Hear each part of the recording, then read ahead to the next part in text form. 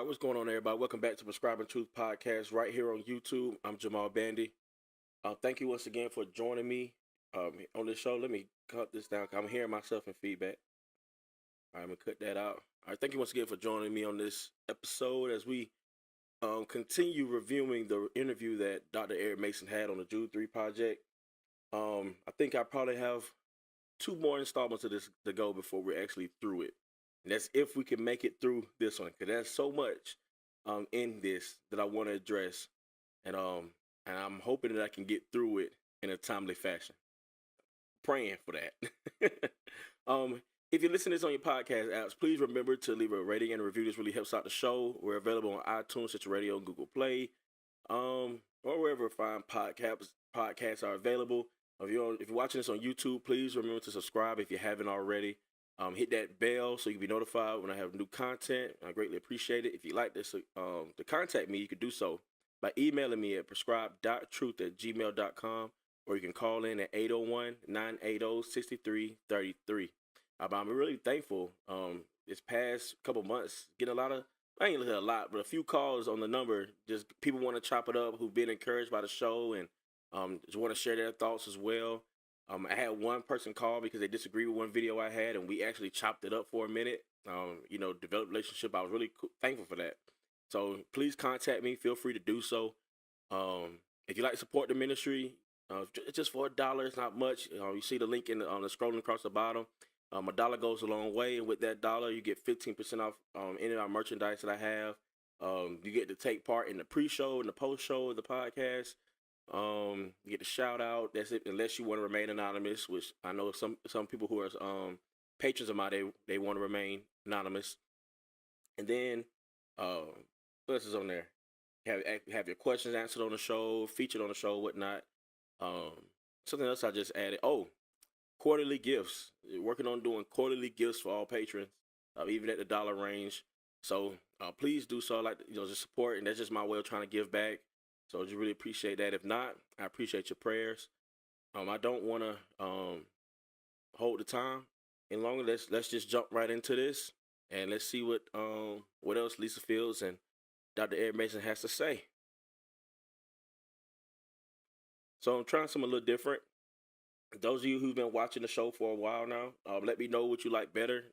I've seen my homie K-Dub use this kind of setup where the video's kind of bigger in the back, and I've seen some other people do reviews like this. I had it before where I had the video and my video and then the chats on the side. Let me know what you like better. If you've seen it, if you've been following the videos, let me know what you like better and whatnot. I'm just trying something different this time, and I'm seeing how that works and seeing how if it works good for me, it works better for me or whatnot. All right. So let's just go into it. We'll start back a few seconds where we left off at, where Lisa Fields brings up the idea that people are calling those who stand on the social justice side Marxists because they stand for justice. So that's where we left off at. So we're gonna begin there, just giving context as he continues, and we'll go from there. Remember, you can comment your thoughts and everything else. Feel free to do so. You're welcome to, and hopefully, if I don't forget, then at the end of this, I'll leave it open for questions if there are any. If not, then we'll just call it a night. All right. So here we go. It's so extreme. Does your book address that kind of in a way? Yes and no. I think it's a few things that we need to understand. When people say Marxism, I'll ask them, have you read the works of Karl Marx, or have you read them through a white evangelical who is interpreting what Marx said?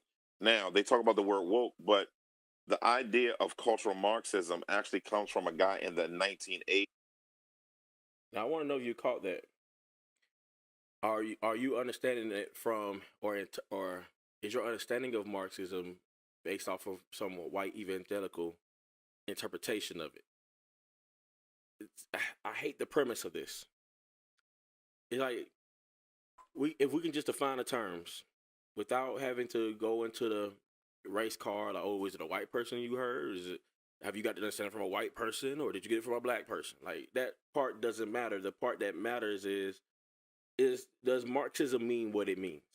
And is there a connection between what Marxism is and what is being pushed on the social justice side? That is the only thing. It shouldn't matter if you heard it from a white person, black person, or A, B, and C, or if you learned about it from a white person, you learned about it from a black person. The issue is it true? Is the connection valid? That's all that matters. So I can't stand the premise.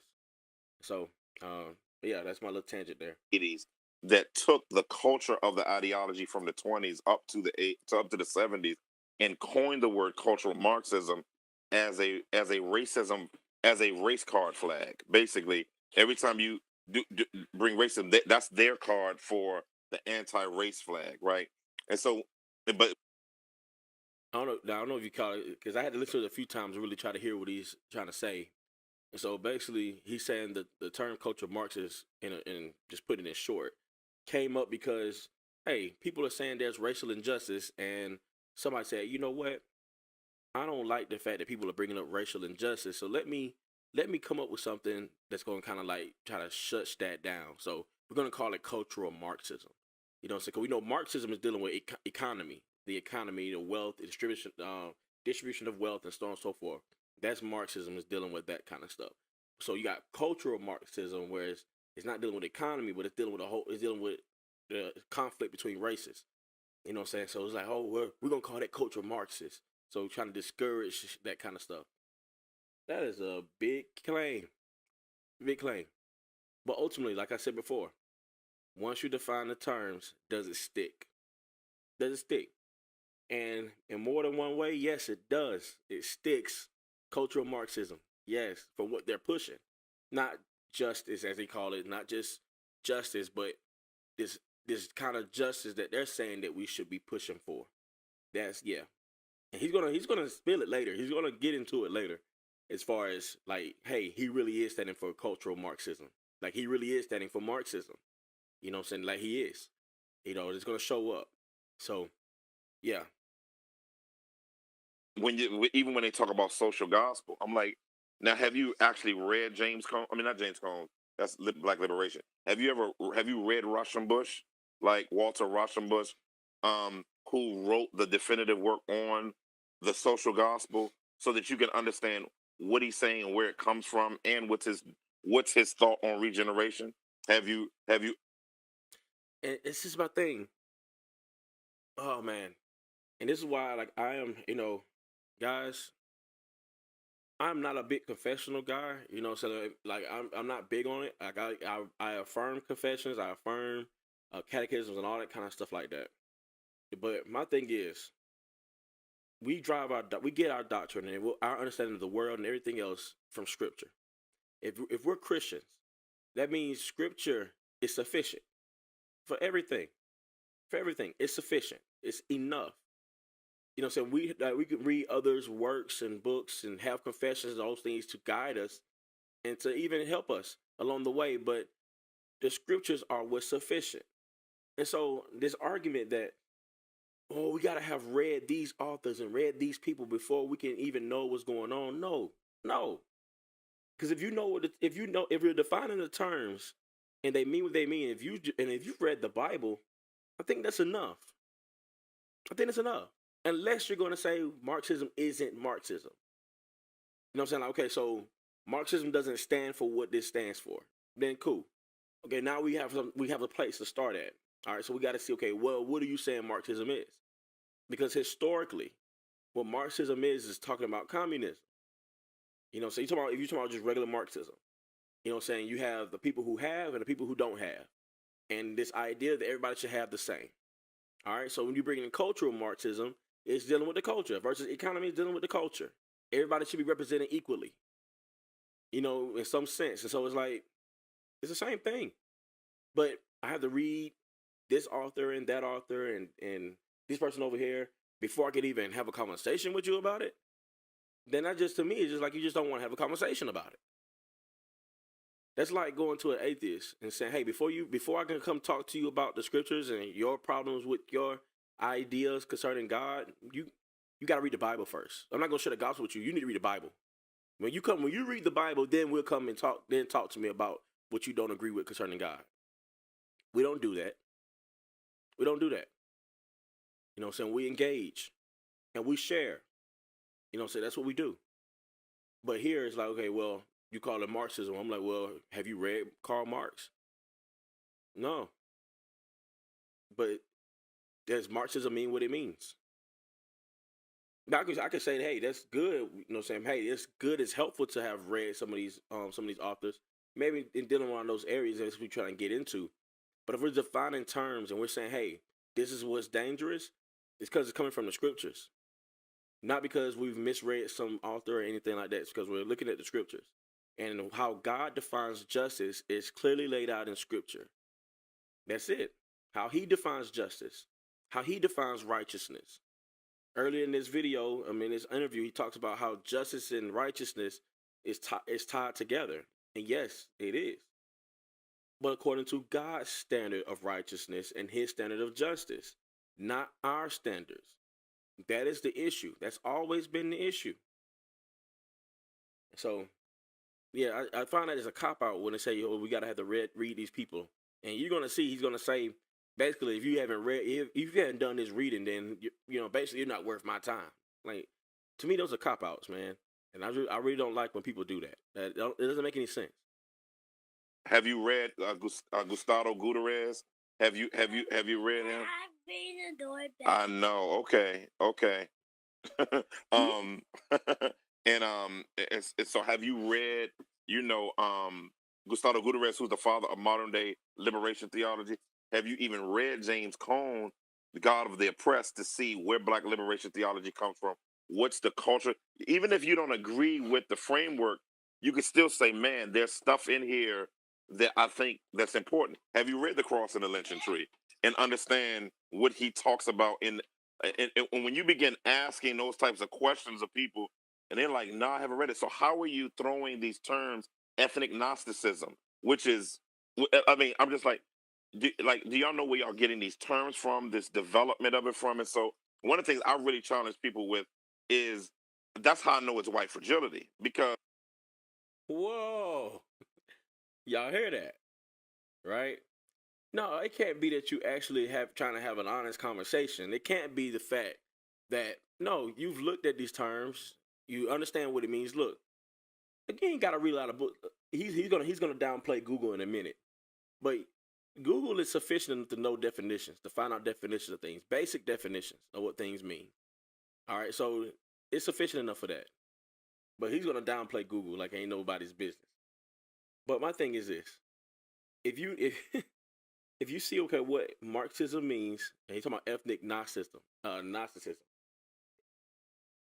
if you don't understand what Gnosticism is, put ethnic on the front of it. You know what it has. This knowledge that's only applied to your ethnicity. This types of knowledge, just exclusive to your ethnicity. You know what I'm saying? Like that's what it's talking about. And you don't have to have read all those people to even understand that. You just listen to some people talk. You listen to some people how they carry themselves and how they talk about some things like, oh, you won't understand. You gotta be Black to understand that. You gotta be Black to have done that. A, B, and C. Like that's where you're getting that from. That's where it comes. That's where it comes in. And so like, no, it's like you can't have a conversation till you have read his grocery list of authors. And so it's like, no, man. I'm not letting people slide with that. Like, no, we don't treat, like I said this before in another video, we don't treat anything else like this. We don't. Before we start having a conversation about the deity of Christ or any kind of stuff with anybody challenging on that, we don't sit there and say, well, look, I'm not going to have a conversation with you until you've done these things. Until you read this book and read this Bible all the way through, back cover to cover and everything else, then you come talk to me. We don't do that. You know what I'm saying? We share because truth doesn't matter. Not truth doesn't matter. Truth matters. And it doesn't matter where it comes from. Truth is the truth. And all truth is God's truth. So, and then he says, well, that's how he knows it's white fragility because they haven't read these authors. That's racist, man. Like that's unloving. That's not helpful at all. But you upset because people are calling you Marxist because of the ideals you have. And you don't believe it, you don't want to hear it. But then you come back and be like, oh, you're white, you're fragile. Oh man. I don't get that, man. That's so wrong. That's wrong, man, on so many levels. Anyway, because I'm a black guy, I have a problem with that. I haven't read those authors. I mean, I haven't. I haven't read into all those people, and I have a problem with what you're saying. I have a problem with the ideals you have. Is that black fragility, or is it just Uncle Tom? You know what I'm saying? Like some people do. Like that's crazy. Let's continue. Things would you like to share with our audience about your book? When we think about people are struggling with this term that some white evangelicals have said, if you're into justice, you're Marxist. Um, Oh, it started over on me. I'm sorry, guys. Let me bring it up. That I think that's important. Have you read The Cross and the Lynching Tree and understand what he talks about and when you begin asking those types of questions of people and they're like, no, I haven't read it. So how are you throwing these terms, ethnic Gnosticism, which is, I mean, I'm just like, do y'all know where y'all getting these terms from, this development of it from? And so, And I can say the same thing about this woke. Like coming from the book, he takes the term woke and says he's redeeming it. And then he's trying to use Ephesians talking about a Waco sleeper, and the connection is nowhere to be found. Nowhere. You know what I'm saying? The same thing is like, do you know where you're going with this? He cites W.E.B. Du Bois. Like, do you know where he's going with this when he's talking about double consciousness? Do you see that? And if you truly do see that, then why are you backing it? And why are you trying to add Christ to that versus like having Christ and letting that shape everything else? You know, but the standards are not the same. You know, it's a double standard across the board here. You know, we're not using the same standard. It's unfortunate. one of the things I really challenge people with is that's how I know it's white fragility because it doesn't come from research. It just comes from, oh, I don't want to talk about race. So let me figure out a way to find some things to throw at people to basically mark them in that particular way. And so I really don't. That's just dishonest. Like that's dishonest. That is. That's dishonest for the third time. It's white fragility. So there's no research. Why is no research? Because they didn't read those people. So they had to have read those people in order to have done research. Right? That's what we're saying here. Other than that, then hey, you just throwing out stuff. You have nothing intelligent to say concerning the situation. You don't know anything. You're nowhere near close because you haven't read these authors. Because the research you did obviously ain't enough because you didn't read these people. That is bogus.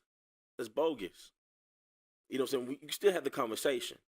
And then if the terms are defined, then we can have an intellectual conversation about this and be done with it. And even if we was to walk away feeling the same way and having the same disagreement, at the very least, both sides could be represented correctly. So you would no longer say that people are calling you Marxist because you stand for justice. Like you won't say that no more because you know how that's a straw man and it isn't true. And then you have those on the other side who say that you guys are out there trying to stand for all these things that you're not trying to. You know, and so we'll end that straw man. But you got to have the conversation to do that. But it's impossible to have those conversations when you have people saying, hey, well, you don't know anything. You can't talk about it because you haven't read these people. Or until you do, then don't come talk to me. Like that, I haven't had Eric. He won't say this on here, but there have been people that follow him behind this that are like that. Like, come talk to me when you read such and such, such. Like, and that's dishonest. That's just dishonest. Anyway, To be honest, Lisa, I don't really pay attention to people who are acting like race doesn't exist because it's a waste of time.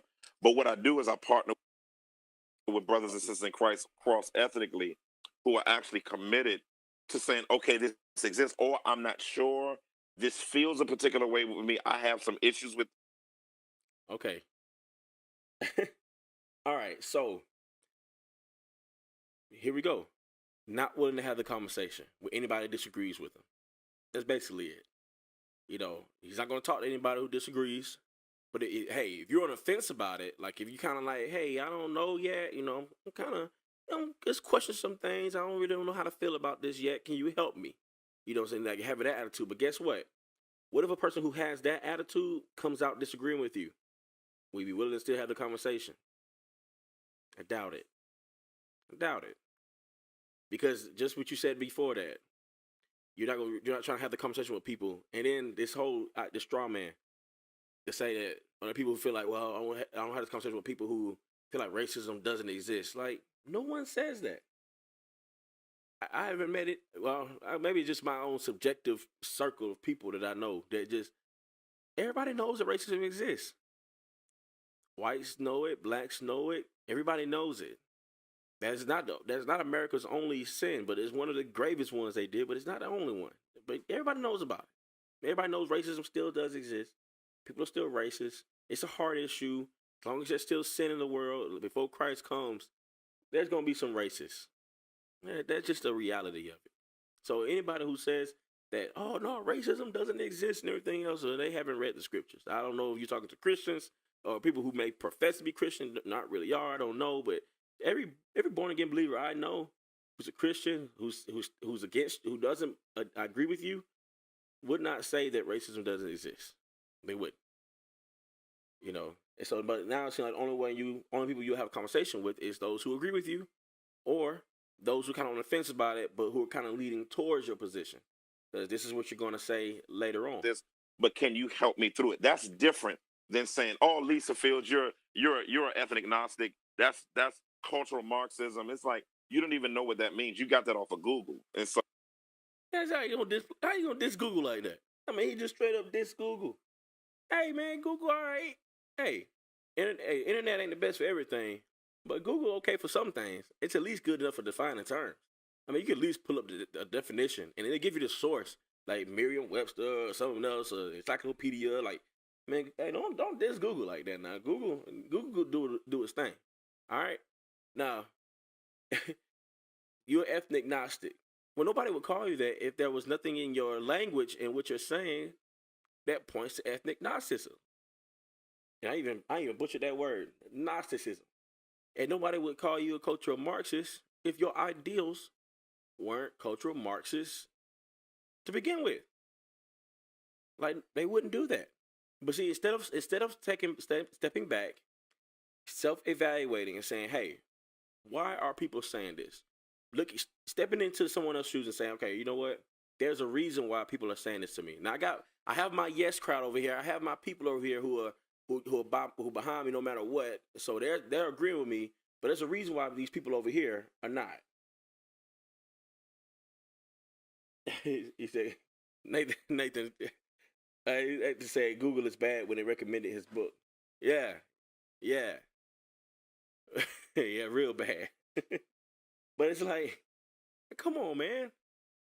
Oh man, this is a trip. This is a trip, y'all. So let me go. Let me continue. So and so I think it's very, very important to understand when you talk about socialism, when you talk about justice isn't socialism. Talking about equality isn't socialism. That's So look at that. So I love, and when I say love, I mean this sarcastically. I love how these words, these terms are just thrown out there with no context as to what people are saying. So socialism. Who says justice is socialism? Let's put this in some context. A person robs another person, and they seek justice because they were robbed. No, that's socialism. You shouldn't seek justice. That's socialism. No. Let's be real. No, that's not. Nobody would call justice, fighting for justice, socialism. Equality. But didn't God say that we're all made in his image, after his likeness? There's a reason why, one of the reasons why it's wrong for us to murder another human being, because we're all made in God's image. So we all have value, dignity, and worth before the Lord.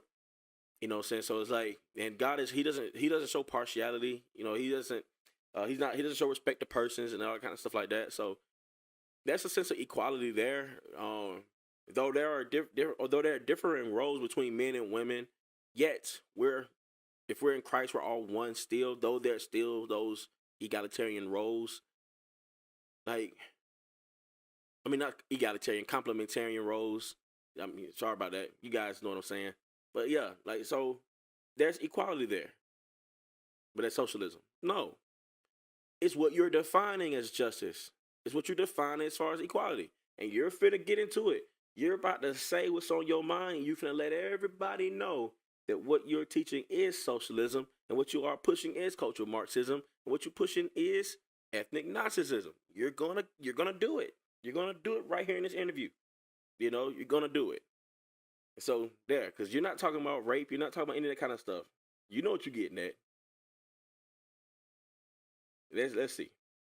Imago Dei, you know, and so we're not talking about equal distribution of wealth. That's not what we're talking about. Guys, please, I want you to really, even if you disagree with me, please just listen to this. Just listen to this. All right? So he's not talking about equal distribution of wealth. That's where we paused at. He said he's not talking about equal distribution of wealth. I want you to catch this. I'm actually kind of going further than I wanted to tonight, but it's all good. Remember, he said he's not talking about equal distribution of wealth. We're talking about giving people equal opportunity to earn on the same level so that everybody. Whoa, wait a minute. So we're not talking about equal distribution of wealth, but equal opportunity for everyone to earn on the same levels. So if everybody's earning on the same levels, which they earn means they're receiving something. If they're earning on the same levels, that means they're being distributed the wealth on the same level. So that means it's equal distribution of wealth on the same level. But we're not talking about equal distribution of wealth. I'm sorry, people. I'm sorry. Now, there's another way of explaining that, then I'm open to that. You let me know. If you disagree with that, you're like, Jamal, you're just nitpicking everything else. Comment or call me, email me. Let me know that I hear something wrong because I heard him say, and you heard him say, that he's not talking about equal distribution of wealth, but he's talking about people having equal opportunity to earn on the same levels. Earn what? Wealth. He's talking about wealth. He's not talking about earn crops or earning, flowers, earning money, earning income on the same levels. If they're earning on the same levels, that means that it's equal distribution of the wealth. Socialism, Marxism. What else you need? even Josiah's shouting now. Like, what else you need there? That's it. I mean, I'm gonna continue, but you gotta see this. You gotta see this. I may finish this video tonight. I don't know. I don't even think I was gonna get this far tonight. Well, let's continue. Everybody can build wealth equally. You can't redline black people out of neighborhoods and stop them from getting loans and then say that there's cultural Marxism that you're asking for them to have an equal opportunity to get a loan. That's injustice. That's now. I think the very first video I did on this topic or this review, I told you all that he's gonna give an example of this injustice, and he's gonna use giving loans, talking about how it is injustice. You're redlining these people, and you're not giving them the opportunity to get loans. So everybody's not getting a loan, and therefore it's injustice because you're not giving these people loans. You're not giving black people loans unless you can prove there's some kind of policy or somebody just doing the wrong, A, B, and C, do. You may have something there, but guess what? They have a right to issue loans who they want to issue them out to. And loans are issued out based on the risk. If they're not willing to take the risk, they're not going to give a loan. So you just want everybody to come in and just, hey, I need $2,000. Well, the white man came in here, got $2,000. I should get $2,000 too. Well, wait a minute. You, sir, who are saying that the white man got $2,000 and you want that same $2,000. Do you make the same amount of money that he makes a month? Gross or net? Do you make the same amount of money? How much debt are you currently in right now? I mean, like, how much debt is it? Or do you pay your bills on time? How behind are you? What's your credit score looking like? What's all that? Okay, how much is your rent? Or if you got a house, how much is your mortgage? All of this is taken into account when you're trying to get a loan. They're not just going to give you money just because you come asking for it. You won't give no. Dr. Mason, people who agree with him with this rhetoric that it's injustice that you don't get loans. You tell me that you just give money to anybody who just come and ask for it. You tell me you do that equally, stranger or not, family or not, whatever case may be. They come to you ask for money, you give it to them. Don't you ain't worried about if they gonna pay you back if they say they gonna pay you back or not, whatever case may be. Do you do it? I ain't talking about trying to give to the poor. I ain't talking about that. I'm talking about the homie on the street who trying to get some cash. You know what I'm saying? Do you give to him? No questions asked. Just like you would give to the family member, no question asked. Do you treat them the same way you treat everybody else? There's differences. You do it. We all do it. And then that when it comes to loans, it's a business. They have to protect their profit. They have to. So no, I don't see that as an injustice, the fact that everybody don't get a loan. And then I mentioned this in another video. My credit wasn't all that good. My credit is a lot better now than it was. But my credit wasn't all that good. And I still was able to get a loan. I'm a black man. Oh, because I'm light skinned. That's what it is. I'm not as dark. Maybe that it is. Maybe it's the fact that I'm light skinned and therefore I passed. I don't know. But I was able to get a loan. Not for a lot. What I wanted I couldn't get. So I couldn't get on the same level as somebody else. You know what I'm saying? I think I asked for like maybe like a 1,200 and they was only offering to give me 500. Shoot. That's not gonna cover what I needed it for. Needless to say, I didn't get the loan because it wasn't gonna help me with nothing. So it's like, was that an injustice because I couldn't get the $1,200? No, my credit was bad, and I wasn't paying, and I had a bad history of paying my bills not on time. So I mean, that was that. But then when I started to improve all those things, start paying my bills on time, making better decisions, get my debts cleared out, everything else. Oh, now they throwing me money. I mean, I get offers in the mail, people just trying to get me to get another credit card. Like, no, I'm tired of being in debt. Get out of the way. I don't want you. You know, like that's what you got to do. You know, that's what I mean. Come on, man. That's not an injustice. That's just business. Come on, man. That's what James and that's what Proverbs calls partiality, which we get. That's where we pull the principle of racism from. The Bible doesn't use the word racism. It uses the word partiality, which racism is a form of partiality, which also is injustice. So, Right. You know what?